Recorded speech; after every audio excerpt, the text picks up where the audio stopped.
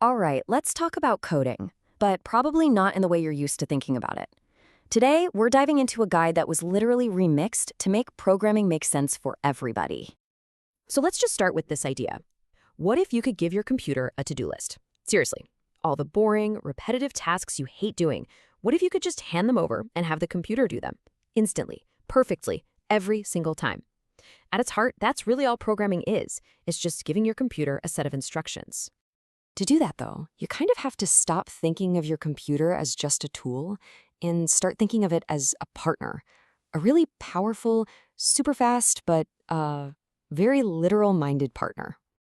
And this is the core of that partnership, right? We humans, we bring the big ideas, the creativity, the intuition. The computer, it brings the muscle. Tireless speed for all that repetitive work we find so boring. So programming is really just the skill of delegation.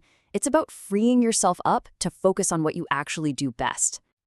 The only trick, of course, is that you can't just talk to your new partner in English. Nope, you need to learn its language. But once you know how to speak computer, you can explain exactly what you want it to do.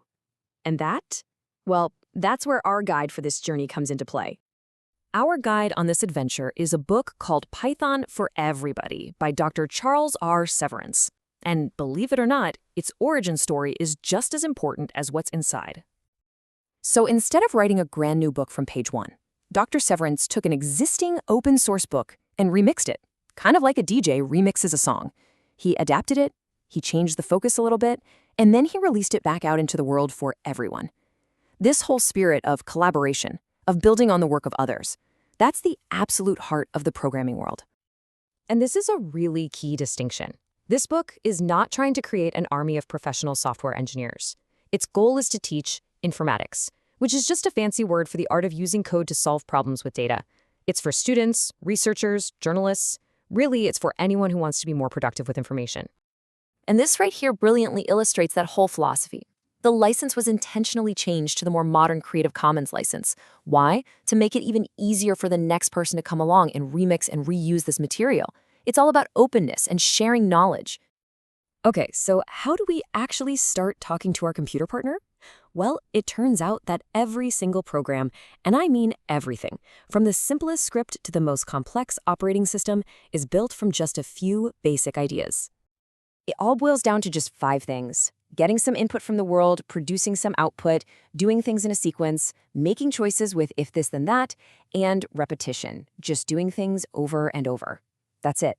That's the whole game. The art of programming is just creatively weaving these simple patterns together. And get this, a human language like English has tens of thousands of words. The core vocabulary of the Python language? It's tiny. There are only 35 of these special reserved words that it knows. That's the entire core vocabulary you need to learn. Everything else, you get to make up yourself. But let's be real. What happens when you try to say something and your computer partner just doesn't understand? You get an error.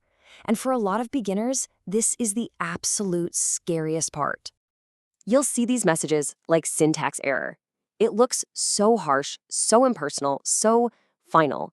It feels like the computer is just rejecting your hard work to be mean. But I promise you, that is not what's happening at all. And here is where Dr. Severance gives us this absolutely brilliant mental remix. He says, don't think of Python as a cruel judge. Think of it as a friendly, eager dog. It loves you, it knows a few keywords, and it's just sitting there, tail wagging, waiting for you to say something it recognizes. So a syntax error isn't a rejection.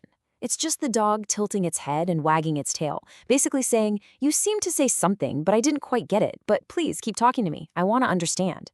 And that one shift in perspective, it changes everything about learning to code.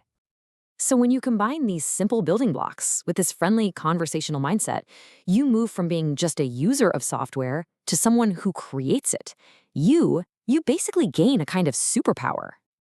Okay, I know, a block of code like this can seem pretty intimidating at first, but don't worry about understanding every single line right now.